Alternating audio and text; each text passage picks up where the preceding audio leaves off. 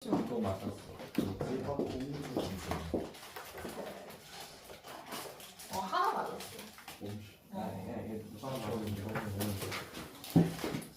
이거 대단히 얘기잖아.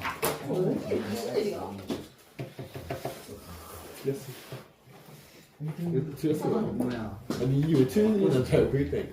오 하나.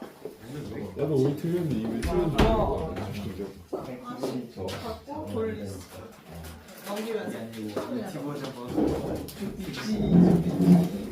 자, 어때요? 재밌죠? 질문이. 근데 얘들아 그 정도는 아니지 않아? 솔직히 막 그렇게 역대급 집니다. 까지 들을 건 없지 않나 이런 생각을 합니다. 그러니까 포인트만 잘 잡고 잘 바꾸기만 했으면 어렵지 않았을 수 있다는 생각을 하는데요. 사실 더 명확하게 뭔가 더 좋은 어휘로 바꾸면 뭐 자라거나 아니면은 뭐 이렇게 바꿀 수 있겠지. 자, 뭐 이런 단어도 좋은 단어이겠지만 그냥 우리가 시험장에서 생각할 수 있는 가장 쉬운 어휘라고 하면 뭐 없어? 어디 갔나? 아, 저기까지 돌고 안 돌았구나.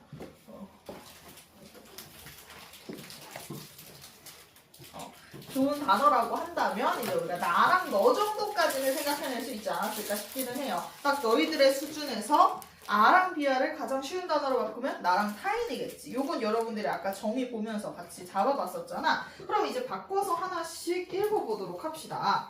자, 쉽게 역사가 신체어는 역사를 아와 비아의 투쟁 과정이라고 정의한 바 있다. 자, 그럼 우린 이미 잡았지. 아는 나고 비아는 타인이야. 아, 나랑 타인의 투쟁 과정이래. 그가 무장 투쟁의 필요성을 역설한 독립운동가이기도 했다는 사실 때문에. 자, 근데 얘들아 무장 투쟁이라고 하면 뭔지 알죠? 그치? 뭐 싸우는 거야? 무력으로. 역설이 무슨 뜻이야? 역설법의 역설법과 다릅니다. 역설은 강조해서 이야기한다라는 의미예요. 혹시 몰랐을 것 같아서 어휘 하나만 잡고 갑시다. 역설하다 정도는 알아놓읍시다. 강조해서 말하다, 뭐 강조해서 주장하다라는 단어이고요. 자, 그가 무장투쟁의 필요성을 역설한 독립운동가이기도 했다는 사실 때문에 그의 이러한 생각은 그를 투쟁만을 강조한 강경론자처럼 비춰지게 하곤 한다. 자, 그럼 신채호가 주장한 역사는 뭐래? 아, 신채호 씨가 사람이니까 우리가 주장한 사람 정도는 네모를 한번 쳐놓도록 하겠고요. 역사를 나와 타인의 투쟁이다. 이렇게 이야기를 했대. 그러면 여러분들 뭐에는 밑줄이 하나는 쳐 있어야 돼? 투쟁이라는 단어에는 밑줄이 좀 쳐 있어야겠죠. 그리고 그 아래에 다시 한번 그가 무장투쟁의 필요성을 강조했다. 이런 표현도 있으니까. 아, 그럼 역사가 우리 그 신채호 씨는 역설을 뭔가 투쟁이라고 생각했구나 라고 볼 수 있지. 근데 하지만을 기점으로 그의 또 다른 면모에 대해서 이야기를 해줍니다. 하지만 그는 식민지 민중과 제국주의 국가에서 제국주의를 반대하는 민중 간의 연대를 지향하기도 했다. 자, 그러면 이분은 투쟁도 주장했지만 뭐도 주장했다?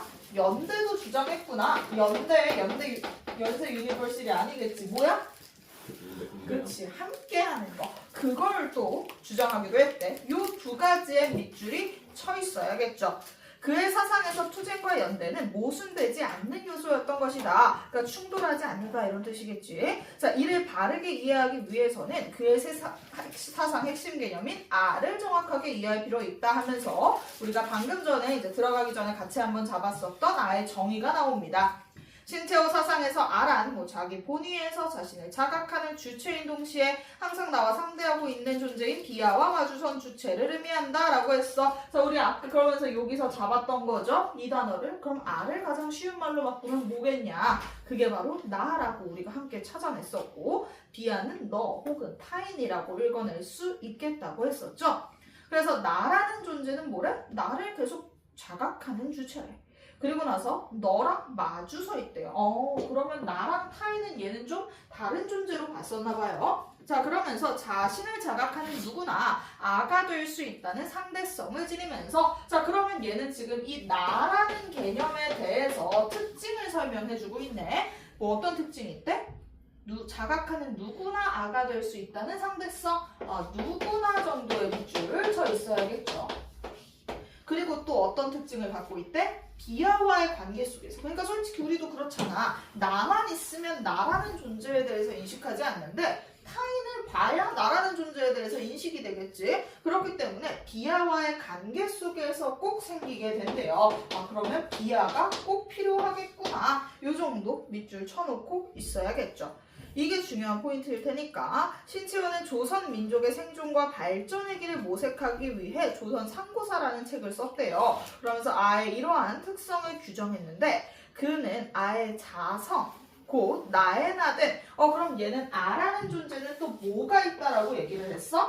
자성이 있다네. 그 자성의 정의는 나의 나됨이래. 뭐 어려울 건 없죠. 내가 나 스스로인 것은 자 이제 정의가 주는데 항성과 변성의 정의가 주는데 이게 바로 뭐야? 앞에서 꽂아주는 정의가 되겠지. 스스로의 고유성을 유지하려는 항성과 이런 건 얘들아 좀 더 가시적으로 깔끔하게 보고 싶으면 괄호를 한번 쳐보는 것도 방법입니다. 스스로의 고유성을 유지하려는 정도의 괄호치고 여기서 그럼 항성에 대해서 너희가 알아가야 하는 건 뭐야?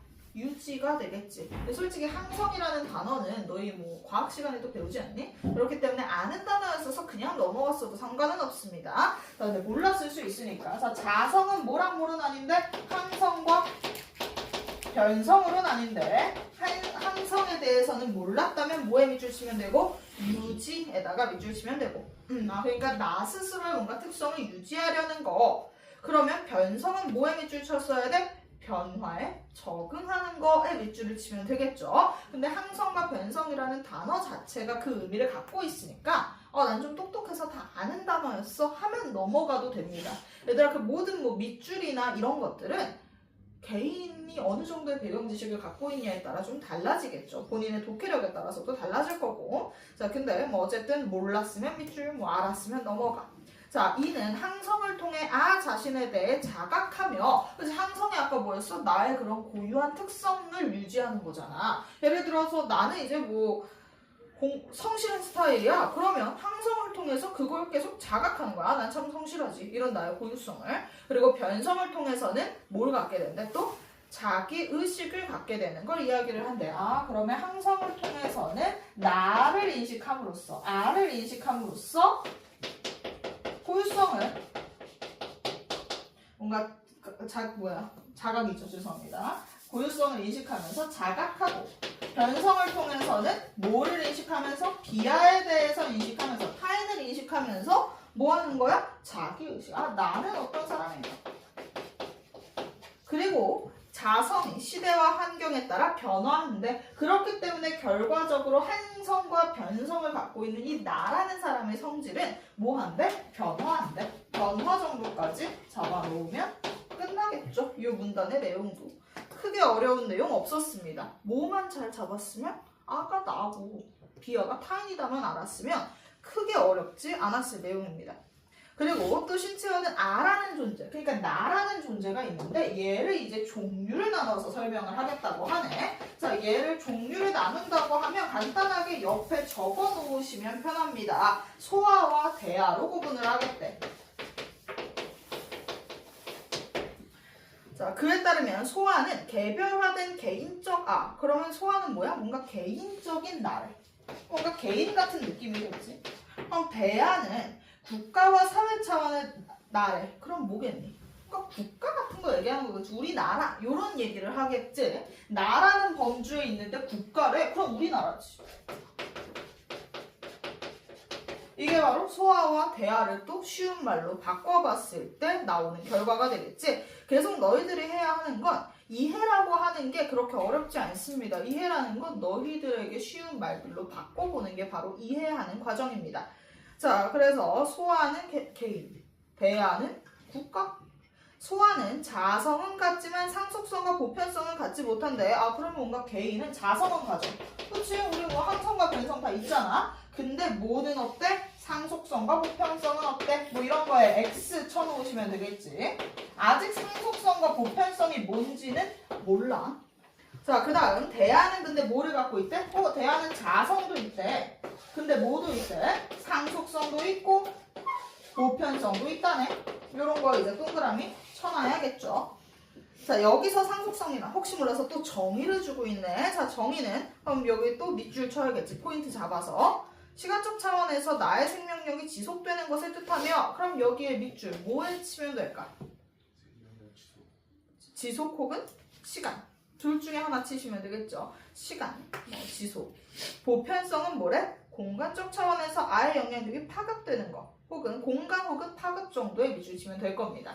그래서 그러면 상속성은 시간의 영역이고 보편성은 공간의 영역이구나. 그럼 상속성은 얼마만큼 이게 지속되는가고 보편성은 어디까지 퍼지느냐 그 얘기겠구나. 요걸 알 수 있어요. 근데 상속성과 보편성은 어떤 걸 갖는데 긴밀한 관계를 가지는데 보편성의 확보를 통해 상속성이 실현되며 그럼 한번 생각을 해보는 거야. 얘들아 유명해지면 오래 가겠지.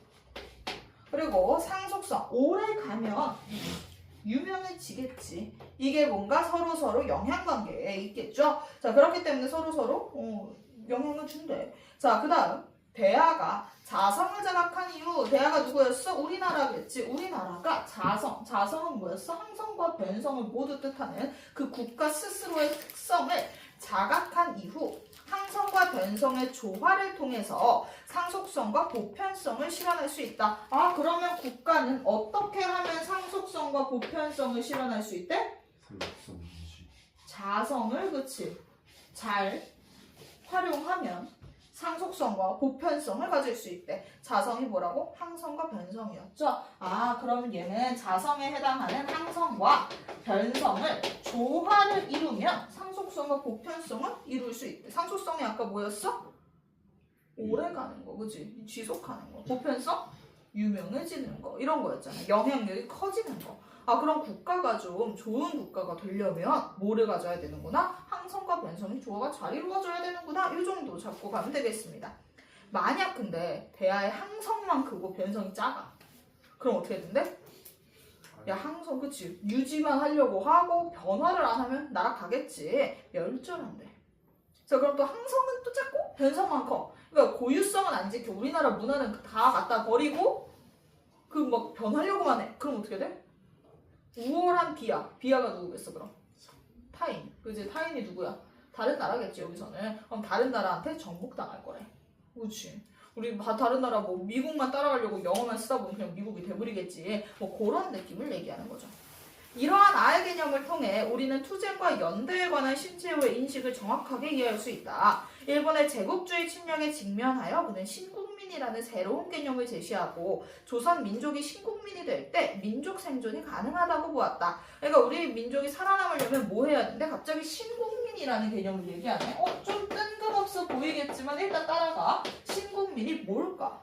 자, 신국민은 상속성과 보편성을 지닌 우리나라 사람을 뜻하는 말이겠죠. 얘는 뭐를 갖췄대? 상속성도 있고 보편성도 있고. 그러니까 뭐겠어?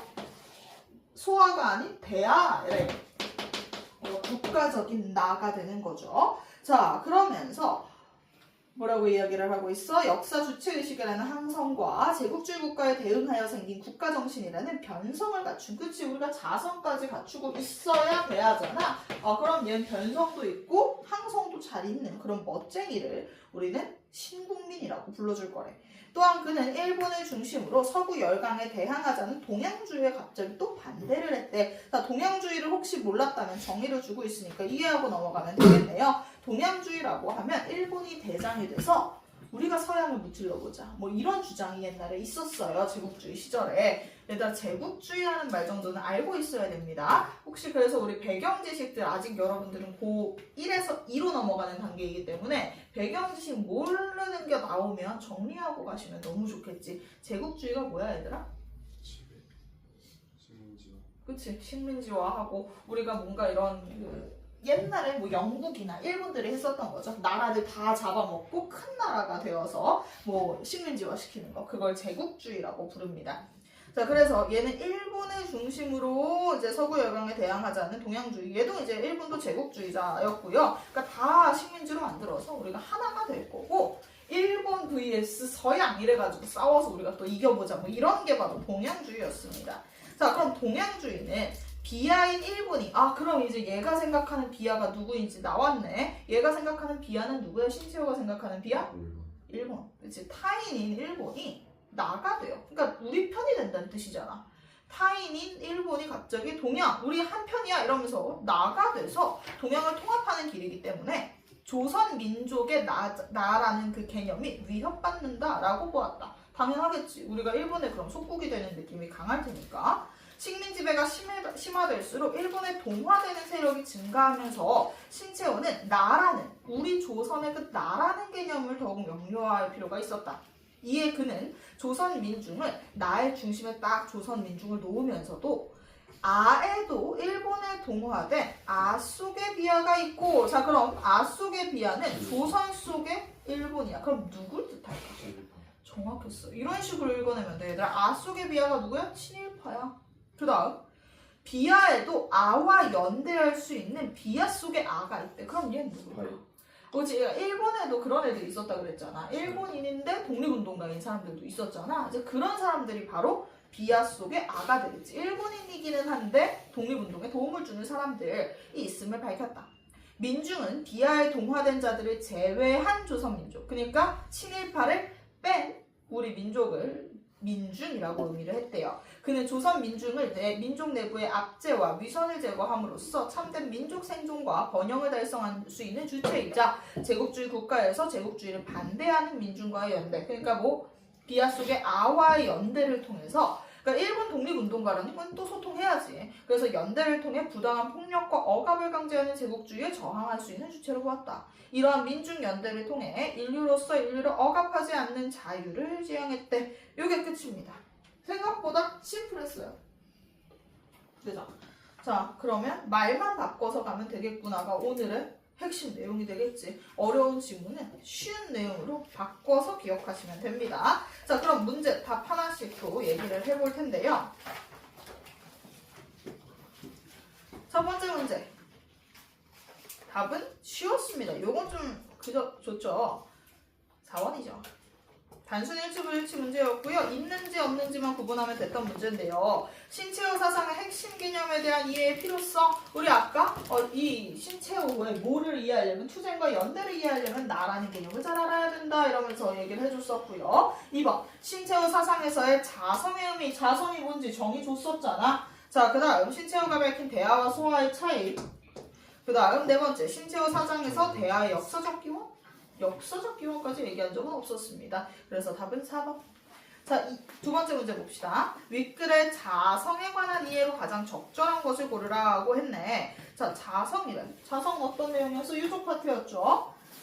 1번, 자성을 갖춘 모든 안은 상속성과 보편성을 갖는다라고 했는데 요거는 왜 틀렸어? 누구 때문에 틀렸어? 소화 때문에 틀렸지. 그럼 1번은 X. 2번, 소화의 항성과 변성이 조화를 이루면 상속성과 보편성이 모두 실현된다라고 했는데, 우리 대하의 항성과 변성이 조화를 이루면 상속성과 보편성이 실현된다는 말은 있었으나 소화는 애시당초 상속성과 보편성이 없는 애야. 자성은 이미 실현됐고, 그러니까 자성이 실현됐다는 건 항성과 변성이 둘 다 있다는 거지. 그런데도 상속성과 보편성이 실현되지 않는 존재를 소화라고 설정을 했으니 여러분들이 지문을 바꿔서는 안 돼. 그러니까 너희가 생각을 했을 때 그럴듯할 것 같기는 해. 얘가 뭔가 좀 더 완벽성을 갖추면 되지 않을까? 뭐 이런 생각을 했을 것 같기는 한데, 애시당초 개인과 우리 나라 국가적인 차원인데 좀 차별화됐겠죠. 너무 많이 갔어. 2번을 골랐다면 여러분들 너무 많은 상상의 나래를 펼쳤다라고 볼 수 있겠습니다. 3번, 대하의 항성이 작고 변성이 크면 상속성은 실현되어도 보편성은 실현되지 않는다라고 했는데요. 항성이 작고 변성이 커버리면 아예 둘 다 실현되지 않겠죠. 자, 4번, 항성과 변성이 조화를 이루지 못하면 대하의 상속성과 보편성은 실현되지 않는다. 요거는 우리 아까 조건으로 항성과 변성이 조화를 이뤄야 상속성과 보편성이 실현된다라는 말이 있었으니 답은 4번이 되겠습니다. 자, 3번. 이게 오답률이 굉장히 세 번째 문제가 오답률이 높았는데요. 3번을 고르거나 5번을 고르거나 둘 중에 하나 아닐까? 이런 생각을 합니다. 답은 3번입니다. 네. 자, 3번이 일단 틀린 이유에 대해서 한번 생각을 해봅시다. 신채호가 신국민이라는 개념을 설정한 것은 대하인 조선 민족이 시대적 환경에 적응하여 비하와의 연대를 통해 아의 생존을 꾀할 수 있다고 보았기 때문에, 얘들아 비하가 누군데? 일본이야. 일본과 연대하니 지금? 연대하면 안 되겠지, 일본이랑. 네, 답은 3번인데 5번을 골랐을 이유는 알 것 같기는 해요. 자 얘들아, 제국주의 국가에서 제국주의를 반대하는 민중과 식민지 민중의 연대를 지향한 것은 이거는 맞지? 제국주의 국가에서 제국주의를 반대하는 민중이 누구였어? 일본인 중 독립운동가들과 식민지 민중, 우리나라가 연대해야 한다라고 얘기했던 건 우리나라가 비하 속의 아가 누구야? 일본인 독립운동가. 일본인 독립운동가의 연대를 통해서 자유를 얻을 수 있기 때문이다. 그래서 답은 3번이죠. 그러니까 5번 너무 적절하지. 그러니까 5번을 골랐다면 이거였을 거야. 이때 고등학교 3학년 학생들도 마찬가지였겠지? 5번을 골랐다면 일단은 애매해. 3번? 뭔가 애매해. 자, 세모 치고 5번 봤는데 와 진짜 무슨 소리인지 하나도 못 알아듣는 거지. 비아 속에 비아 속에 이런 식으로 나오니까 못 알아들으니까 못 알아듣는 거 찍자로 가서 5번을 고른 친구들이 많았는데요. 여러분들 끊어서 읽었으면 다 이해했을 거고 바꿔서 읽었으면 되잖아. 아가 누구야? 우리나라. 비아 속의 아가 누구였어? 일본인 독립운동가. 이것만 잘 잡았으면 독해할 때 전혀 어려움 없었겠죠? 자, 그 다음 의외의 복병입니다. 4번? 그러니까 마지막 문제?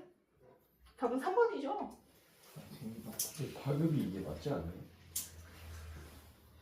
파급. 다른 데로 미친 게 아니라 그냥 미친 게 어떤 일을 쫓쫓하지 않은 거잖아. 그러니까 파급이 3번.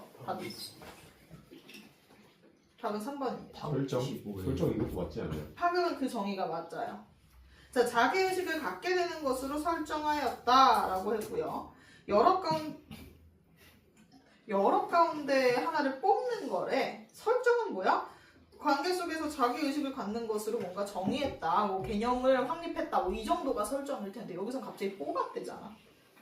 여러 가운데 어떤 것을 뽑아서 정했대. 그럼 완전 틀리겠죠? 에이 4번을 맞췄어야죠. 이것은 조금 안타깝습니다. 4번 오답률이 우리 반에서 제일 높아 지금. 이 전체 중에서 너희들 세 번째 문제 틀린 친구들보다 네 번째 문제 틀린 친구들이 더 많거든요. 여러분, 네 4번은 충분히 풀 수 있는 난이도의 어휘 문제였습니다. 날이 갈수록 어휘력이 떨어지고 있다는 걸 체감하고 있어요. 하지만 문제 굉장히 잘 푸셨습니다. 엄청 어려웠다는 지문인데 엄청 어려운 지문도 치환해서만 읽으면 독해가 된다라는 거 느낄 수 있었을 겁니다. 자, 그럼 이제 우리 그 나머지는 또 어떻게 독해하는지 한번 또 얘기를 해보도록 할게요. 자, 그 다음으로 우리가 이제 정의가 제일 중요해. 사실 정의만 잘 잡아도 절반은 읽어낼 수 있을 겁니다. 그럼 그 다음으로 중요한 게 1문단을 제대로 독해야 한다인데요. 우리가 당연히 모든 글 잘 쓴다는 사람들은 첫 번째 문단을 가장 큰 공을 들일 거거든.